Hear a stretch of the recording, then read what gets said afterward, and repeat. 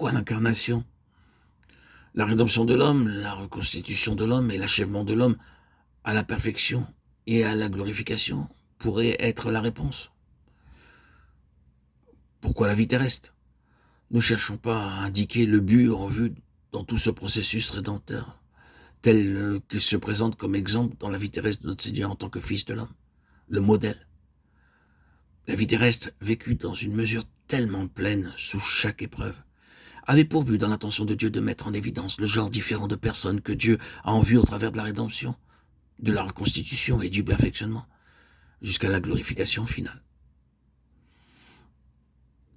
Bien-aimés, il nous est nécessaire de saisir le but inclusif de toutes ces phases, en voyant la façon dont l'une conduit à l'autre, et en même temps ce que chacune représente. Mais avant d'aller plus loin, permettez-moi de dire ce qui suit. C'est que Dieu a placé ici-bas dans ce monde au sein de l'humanité une nouvelle sorte d'homme, qui n'est pas simplement plus ou moins meilleur que d'autres hommes, mais qui est complètement différente des autres hommes. Et en fait, il a dit, voilà l'homme que j'ai en vue.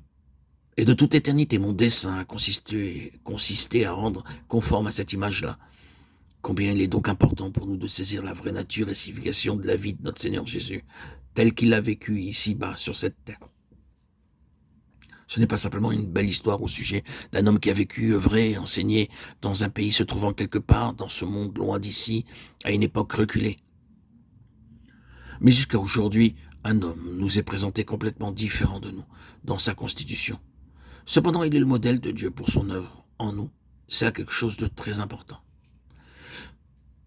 Ainsi, ces deux points nous conduisent au troisième pourquoi la croix.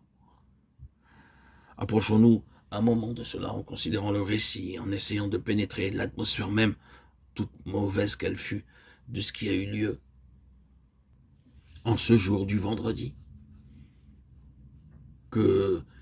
qui est appelé le vendredi saint.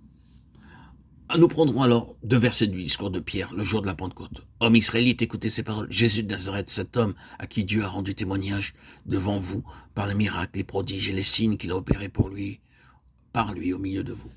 Comme vous le savez vous-même, cet homme livré selon le dessein arrêté, selon la prescience de Dieu, vous l'avez crucifié, vous l'avez fait mourir par la main des impies. Acte 2, 22-23. Si nous pouvions, pour ainsi dire, pénétrer ces mots et saisir vraiment leur signification, nous aurions la réponse à notre question. Pourquoi la croix? Essayons de percevoir ce qui s'est passé.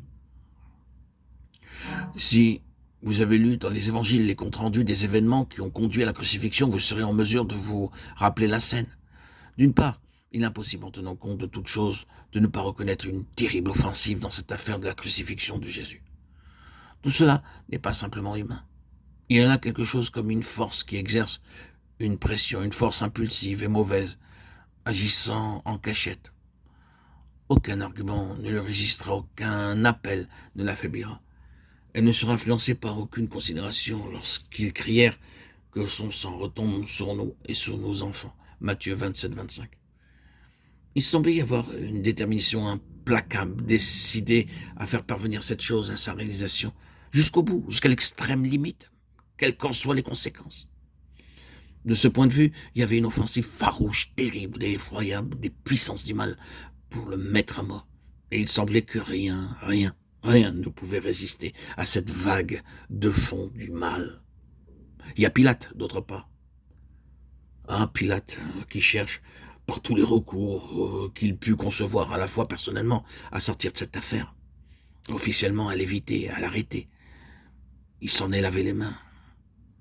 Quelle image forte nous avons ici dans l'Évangile. Se laver les mains de cette position difficile qui se présente à lui. Et pourtant, remarquez combien de facteurs se présentent pour lui donner une occasion, pour le fortifier dans sa position, même jusqu'au message de sa femme, qu'il n'y a rien entre toi et ce juste, Matthieu 22-19. Mais il y a comme une voix cachée qui dit, Pilate, il n'y a rien de bon dans cette affaire. Démène-toi, argumente, dis et agis comme tu veux. Il n'y a rien de bon en cela.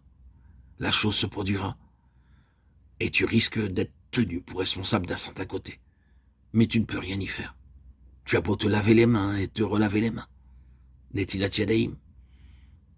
Tu ne pourras pas être lavé de cette affaire.